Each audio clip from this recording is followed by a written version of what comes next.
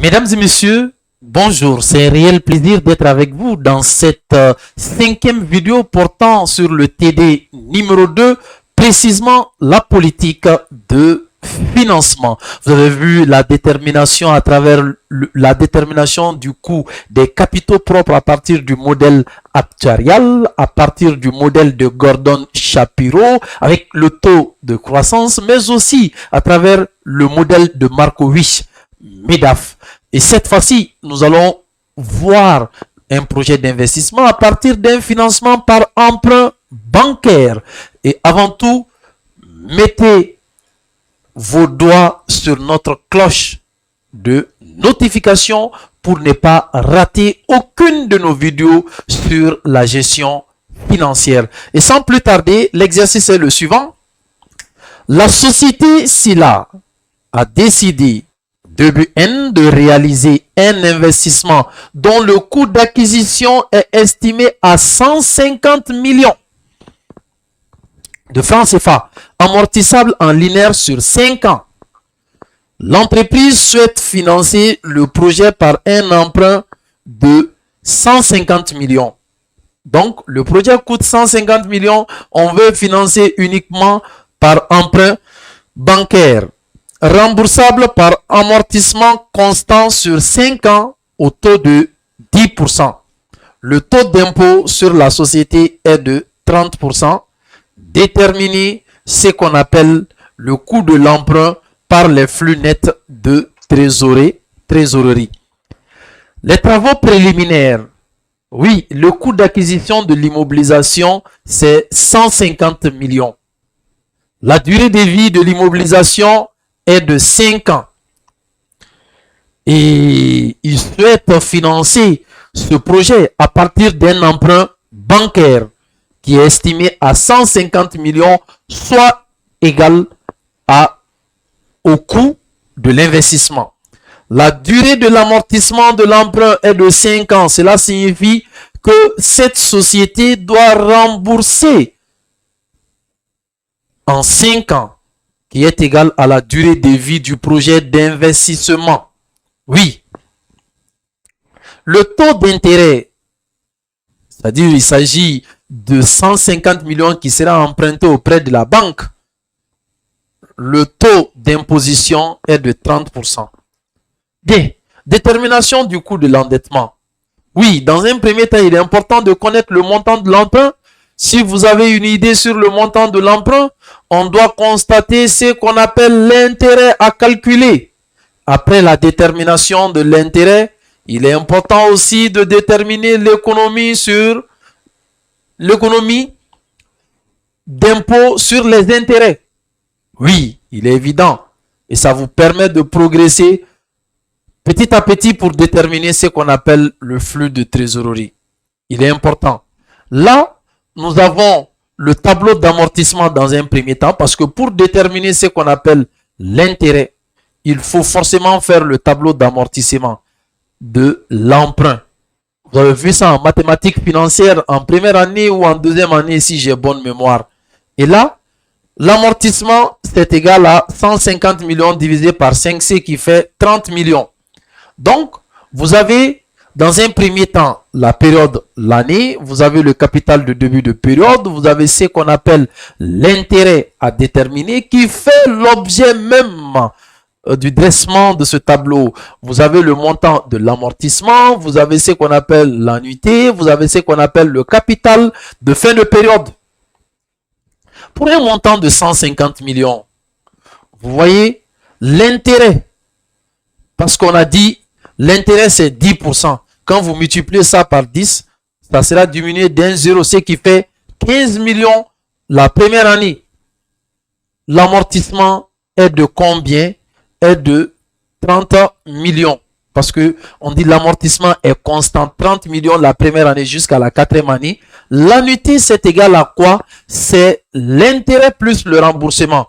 L'intérêt étant de 15 millions, le remboursement étant de 30 millions, on aura une annuité de 45 millions.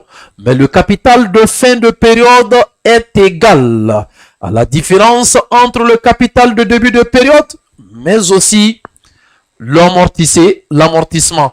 Quand vous prenez 150 millions moins 30 millions, mais évidemment, ça va vous donner 120 millions. Ce sont ces 120 millions qui seront placés au début de période et qui vont servir de base pour calculer l'intérêt de la deuxième période. Vous voyez, 120 millions, quand on multiplie par 10%, ça nous donne 12 millions. L'amortissement, ça ne change pas. 30 millions, nous avons 42 millions. Vous voyez, 30 millions, 120 millions moins 30 millions, ça donne 90 millions. Ces 90 millions servent de base pour calculer l'intérêt de la troisième année. Vous voyez, nous avons 9 millions, 10%. Nous avons annuité 30 millions qui ne changent pas. Nous avons 39 millions, ce qui nous donne 60 millions. Ces 60 millions servent de base aussi pour calculer l'intérêt de la quatrième période. 60 millions, 10% de 60 millions, ça fait 6 millions. Et nous avons toujours le même amortissement, 36 millions, 30 millions. Et 30 millions sert de base pour le calcul de l'intérêt de la dernière année, ce qui fait en quelque sorte 3 millions ici. 3 millions, 30 millions, nous avons 33 millions et 3 millions moins 30 millions moins 30 millions, ce qui donne 0. Donc, lors de notre calcul, nous aurions besoin de ce qu'on appelle l'intérêt calculé sur l'emprunt. On calcule ce qu'on appelle aussi l'économie d'impôt. Et nous aurons besoin également du remboursement qui est 30 millions chaque année. Et là, le flux généré, vous voyez, nous avons début de période n plus 1, n plus 2, n plus 3 jusqu'à n plus 4. Emprunt, c'est 150 millions. Ça, c'est en début de période. Quand vous prenez l'emprunt, après, nous avons l'intérêt. L'intérêt que vous avez calculé, la première année, on a parlé de 15 millions. Après, on a parlé de 12 millions. Après, on a parlé de 9 millions. Après, nous avons parlé de 6 millions. Et enfin, nous avons parlé de ce qu'on appelle 3 millions. Quand vous prenez, vous voyez, moins 15 millions parce que l'intérêt réduit le pouvoir de l'entreprise. Vous voyez, 12 millions, 9 millions, 6 millions et 3 millions. Quand vous prenez l'économie d'impôt sur cette valeur, vous prenez 15 millions multiplié par 0,3. Ce qui nous donne 4 500 000, 3 600 000, vous voyez 2 700 000 et 1 800 000 et 900 000. Là, maintenant, on peut déterminer le montant de l'amortissement que vous avez constaté parce qu'on vous a dit que c'est remboursement constant. Donc, chaque année, c'est le même montant que nous constatons pour anéantir ou pour amoindrir la valeur de l'emprunt.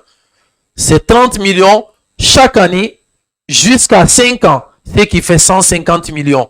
Donc, vous voyez pourquoi l'intérêt se trouve en fin de période.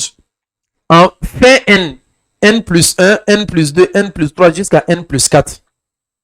Parce que l'intérêt est calculé en fin d'année.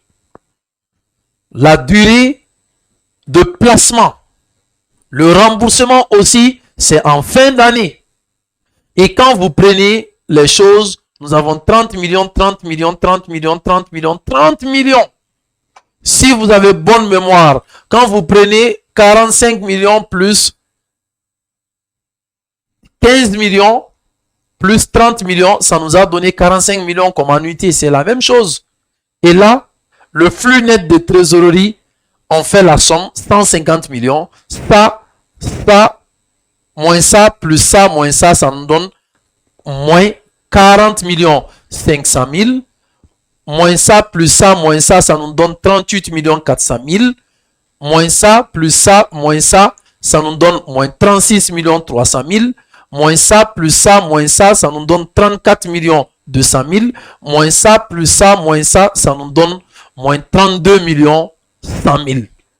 Mes chers amis, si vous avez aimé, je vous demande de faire le maximum de partage possible et de proposer cette chaîne à vos amis. Likez, commentez, partagez, cliquez sur la cloche de notification. Nous allons commencer maintenant la méthode de l'interpolation linéaire. Oui.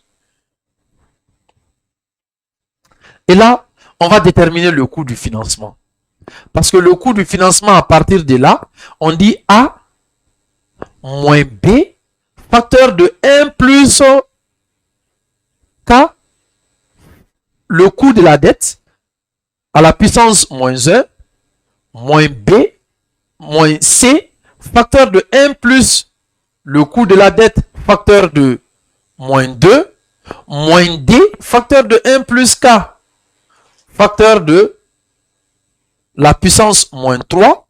Vous voyez, ainsi de suite. Donc ici, on aura ce qu'on appelle 150 millions moins 40 millions 500 000 facteur de 1 plus le taux facteur de moins à la puissance moins 1 moins 38 400 000 facteur de 1 plus le taux à la puissance moins 2 moins 36 300 000 facteur de 1 plus le taux à la puissance moins 3 moins 34 200 000 facteur de 1 plus K, le taux à la puissance moins 4, moins 32 100 000 facteur de 1 plus le taux à la puissance moins 5.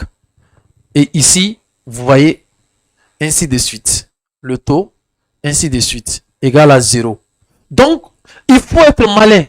Nous allons faire des tâtonnements jusqu'à ce qu'on se retrouve avec une valeur négative et une valeur positive pour faire ce qu'on appelle notre interpolation linéaire.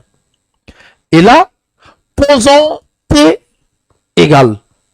C'est la même valeur, hein, mes chers amis. Il est important. C'est la même valeur que nous continuons de constater.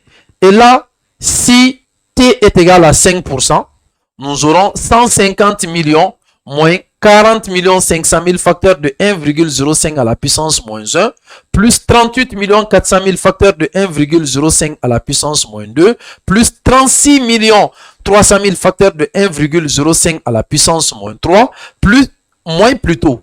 Il faut prendre moins, parce que c'est moins ici. Souvent, voilà, étant trop chauffé, on essaye de, voilà. Mais, maintenant, moins 34 200 000 facteur de 1,05 à la puissance moins 4, moins 32 100 000 facteur de 1,05 à la puissance moins 5 est égal à moins 8 46 279,95. Quand nous constatons avec 10%, nous avons une valeur positive qui est 10 882 919,08. Et là, nous avons une valeur négative et une valeur positive qui est l'intervalle 5-10, ce qui signifie que le coût de l'emprunt se trouve dans l'intervalle 5 et 10%. Nous allons faire notre interpolation linéaire. Vous voyez, 5% ça donne moins 8 millions et quelques. 10% ça donne 10 millions et quelques. Donc le taux se trouve entre 5 et 10%. Et là, vous voyez, 5 étant inférieur à K et K inférieur à 10%, nous avons les valeurs suivantes. Moins 8 millions et quelques, tendant K tend vers 0 et 10% tend vers 10 millions et quelques. Et là, nous avons K moins 5% sur 10 moins 5% égale à 0 moins 8 46 279,95 divisé par 10 882 919,08 moins 8 46 999,82 208 millions moins 8 46 279,95. Et quand on fait le calcul, nous avons K moins 5, le tout 10 moins 5, ça fait 5. Et le rapport de ces valeurs donne 0,425 072. Et là, nous avons K moins 5% est égal à ce qu'on appelle 0,425 0,72 fois produit des moins égale produit des extrêmes. Donc, ce qui va nous donner K moins 5% donnera 2,125 362%. Et on peut déterminer facilement K. K serait égal à 2,125 362%. Nous allons amener moins 5 de l'autre côté, ça serait plus 5. Et là, nous aurons plus 5, ce qui va nous donner 7,125 362. Et nous pouvons dire que K est égal à 7,13%. Chose que nous avons obtenu à partir de ce calcul. Donc, mes chers étudiants, c'était ces petites explications qu'on avait à vous apporter pour que vous puissiez déterminer ce qu'on appelle le coût de l'emprunt bancaire lorsque vous avez un projet d'investissement rentable. Comment déterminer? Ça se détermine à partir de ce qu'on appelle le flux net de trésorerie, mais en passant par la détermination, par la méthode de l'interpolation linéaire. Ici, nous avons jugé nécessaire de tracer un tableau d'amortissement des emprunts et nous avons déterminé le flux de trésorerie et nous avons fait ce qu'on appelle la méthode de l'interpolation linéaire qui nous a permis de déterminer 7,13%. C'est sur ces quelques mots que mes interventions portant sur cette vidéo de la détermination du coût de l'emprunt bancaire va prendre fin. Likez, commentez, partagez. À plus.